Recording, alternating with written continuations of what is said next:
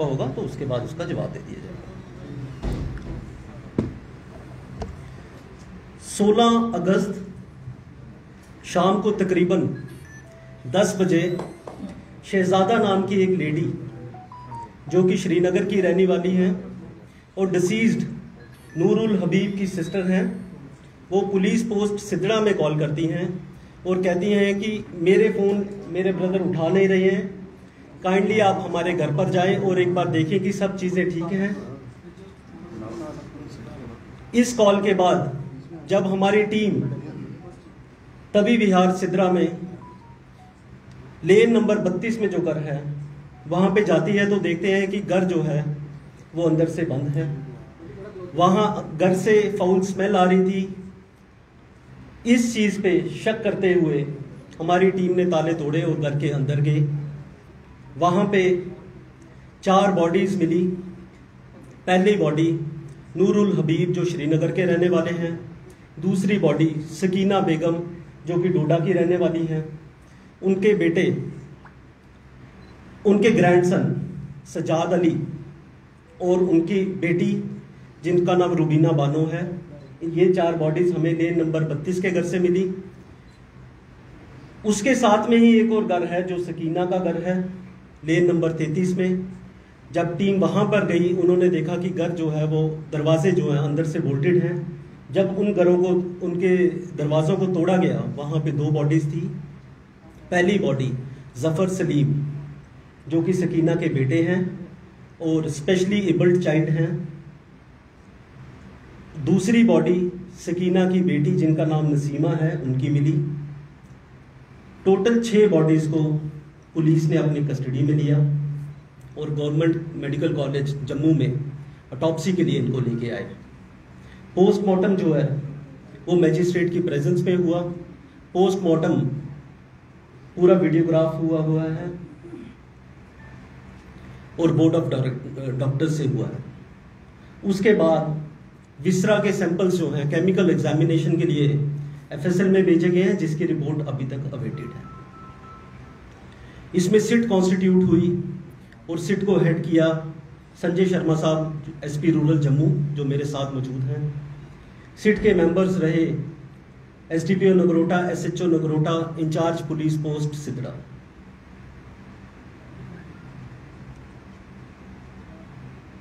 तफ्तीश के दौरान हमने ये पाया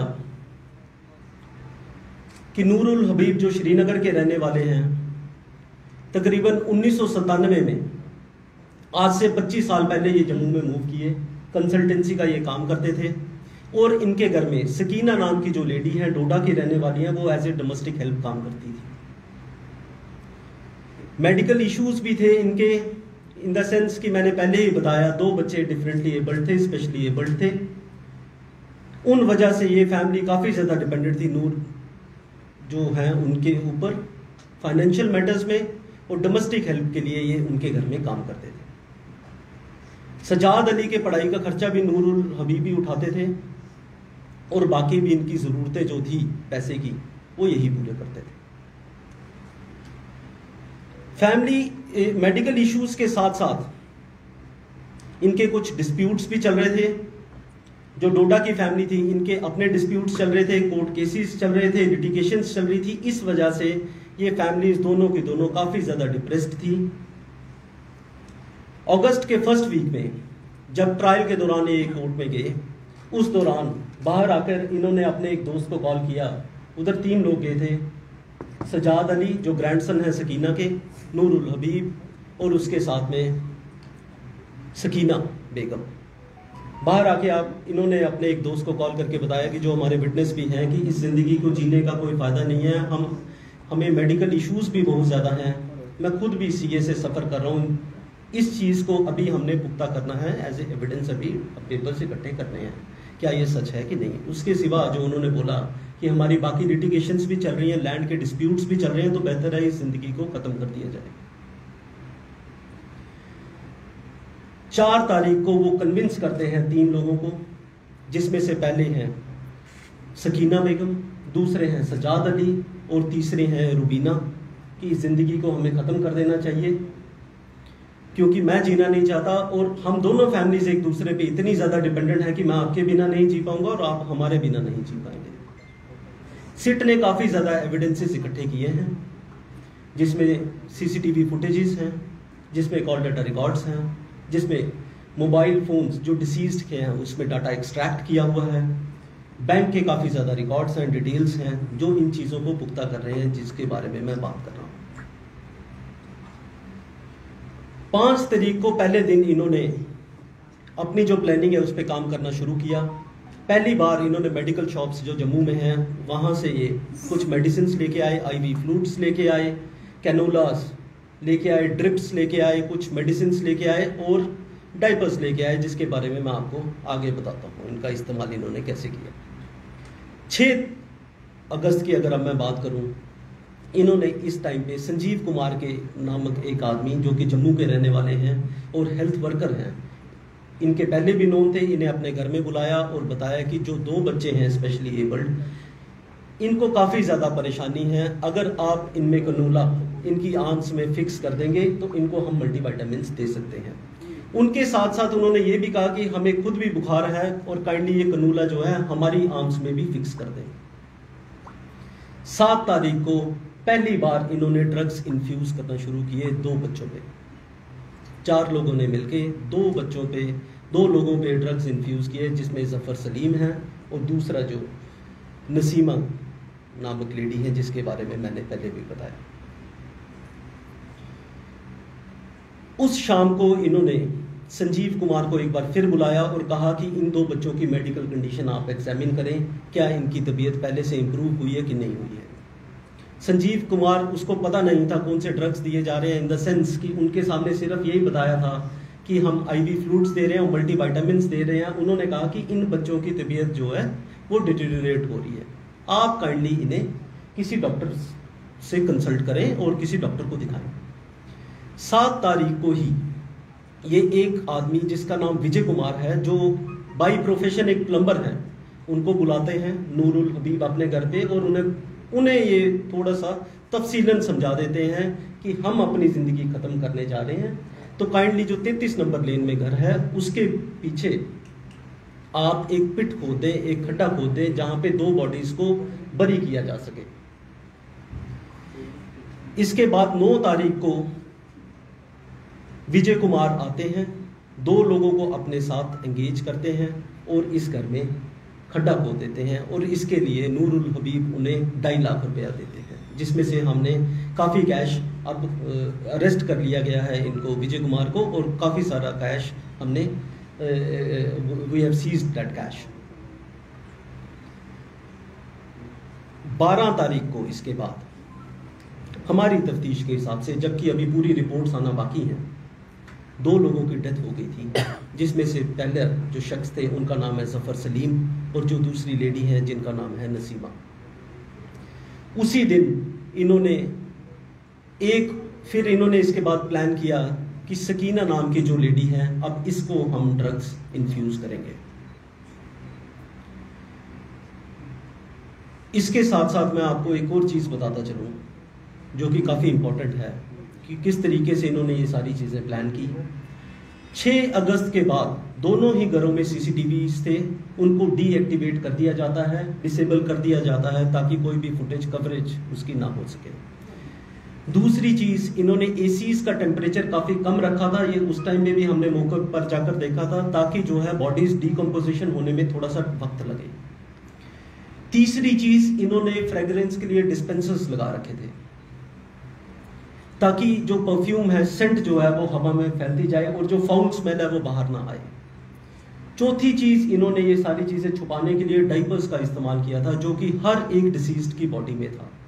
बॉडीज एक्सक्रीट जब कुछ करती हैं उसकी एक स्मेल होती है, उस स्मेल को छुपाने के लिए इन्होंने ये वाली चीज़ का एक इस्तेमाल किया, डाइपर्स का, जो कि मेडिकल बिल्स भी हमारे पास उस चीज़ के मौजूद हैं और सीसीटीवी कवरेजेस हैं और कॉल डाटा रिकॉर्ड्स भी उन चीज़ों के हमारे पास मौजूद हैं।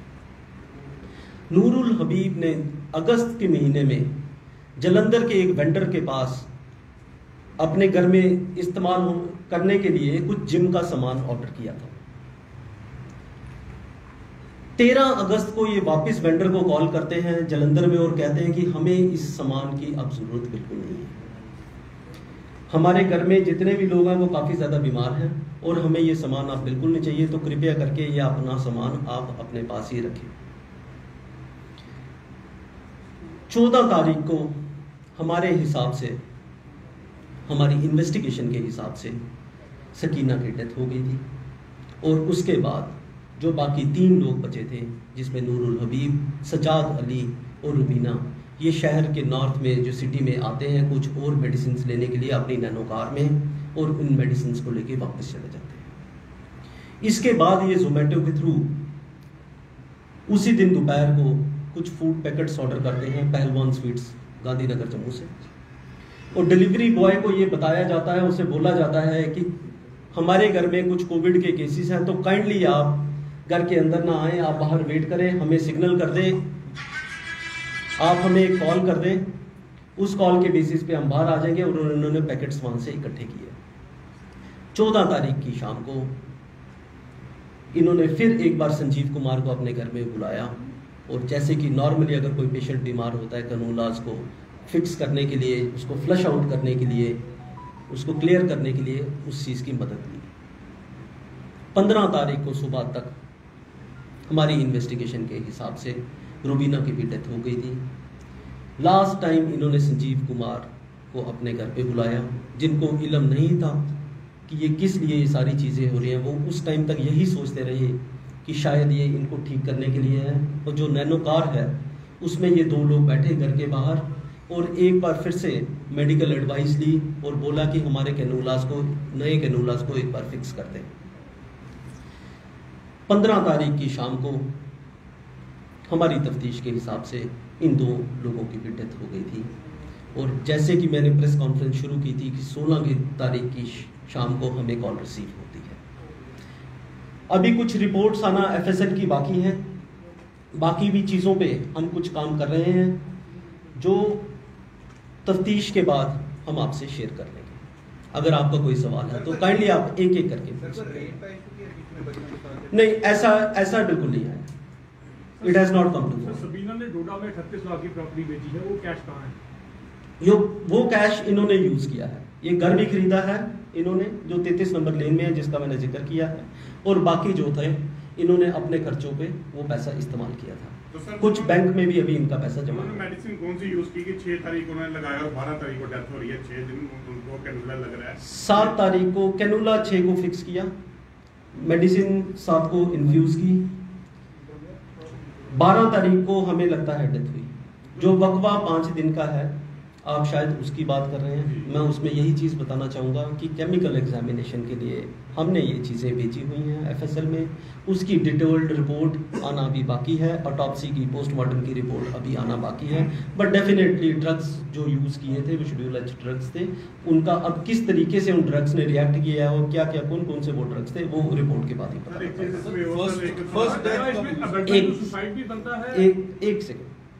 फर्स्ट डेफिनेटली इसमें जो हमने केस रजिस्टर किया वो 302 में किया है, 306 में किया है। अबेटमेंट की डेफिनेशन में ये बहुत ही क्लियर कट है, किसी को एनकरेज करना, किसी को सपोर्ट करना, ये अबेटमेंट का एक पार्ट है और डेफिनेटली अबेटमेंट का केस भी है। तो सर इन्होंने इतना कॉम्प्लिकेटेड क्यों इस्तेमाल किया सुसाइड करने का? बड़े आसान तरीके से कुछ कर रहे और भी ले सकते थे, वो सीधी पॉइजन ले सकते थे, हैंगिंग कर सकते थे। हाँ और भी तरीके थे बट इन्होंने ये तरीका एक चुना इस चीज़ को अंजाम देने के लिए। और भी तरीके कई हैं मगर उन्होंने इस तरीके को चुना। तो ये नहीं, abetment to suicide against only 1 person Nurul Habib के अगेंस्ट लगा। सर जो प्लम्बर का सर 2.5 लाख लिया तो उसको कुछ फाउल नहीं लगा, उसने पुलिस को इंटीमेट क्यों नहीं किया? उसका भी तो रोल। हाँ डेफिनेटली एक वो रोल था। अगर वो वक्त पे हमें बता देते, उन्हें भी इसमें 306 में रखा है हमने अबेटमेंट टू सुसाइड में। आपके सवाल का मैं इसमें ये जवाब में ये चीज़ ऐड कर दूं। डेफिनेटली अगर वो पुलिस को वक्तन ये वाली चीज़ हमें इतला कर देते तो ये लोग बच सकते थे। पहली डेथ कब हुई? हमारी इन्वेस्टिगेशन के हिसाब से पहली डेथ जो हुई है वो 12 को सुबह हुई है। 12 से लेके 15 तक। 12 से लेके 15 तक। जी ऐसा तो नहीं था कि नूर इन सबको मार के कुछ बचना चाहता, लेकिन एंड में इसको लगा कि मैं मर जाऊंगा, मैं फंस जाऊंगा, तो उसने सुसाइड किया। डेडली डिजीज थी? नहीं, डेडली डिजीज का जिक्र अभी आया है उस चीज़ को भी अभी पुख्ता करना बाकी है, क्या इनको ये वो डिजीज थी भी कि नहीं थी। मगर जो अभी तक इन्वेस्टिगेशन में लगा है, it is a clear cut motive. जिस तरीके से मैंने बयान किया उसी तरीके से ऐसा, जैसे आपने बताया कि उन्होंने खड्डा खोदा था तो बॉडीज को वहाँ पे उसमें दफनाने के लिए, सिर्फ 2 बॉडीज को दफनाने के लिए, उसने भी सुसाइड करना तो इसको दफनाने के लिए इतना कुछ करने की जरूरत थी नहीं। 2 बॉडीज को 2 स्पेशली एबल्ड लोग थे जो कि एक अलग घर में रहते थे, उनको दफनाने के लिए शायद सबसे पहले ये दिमाग में रखा गया होगा कि मेडिसिन इनको इन्फ्यूज करेंगे, कितनी देर में रिएक्ट करती हैं, किस तरीके से रिएक्ट करती हैं, उसके बाद देखेंगे। और बाकी फैमिलीज उसके बाद इस चीज को उनमें मेडिसिन इन्फ्यूज किए जाएंगे। सर कितना चैलेंजिंग था जम्मू कश्मीर पुलिस के लिए इस केस को सुलझाना? सर डेफिनेटली ये चैलेंजिंग था, एक नए तरीके का चैलेंज था। इस तरीके के केसेस नहीं सामने आए हैं, मगर मैं दाद देता हूँ पूरी सिट की टीम को जिन्होंने बहुत ही प्रोफेशनल तरीके से इस केस को हैंडल किया है और एक एक बारीकी जिस तरीके से मैंने इस प्रेस कॉन्फ्रेंस में बताया उसको ये सामने लेके आए हैं। इसके साथ साथ मैं एक और चीज़ आपको कहना चाहूँगा सर पक्का पता कि मोटिव इनका यही था। एक सेकंड, मैं ये वाले सवाल का जवाब देता हूँ, आपके सवाल पे आ जाता हूँ।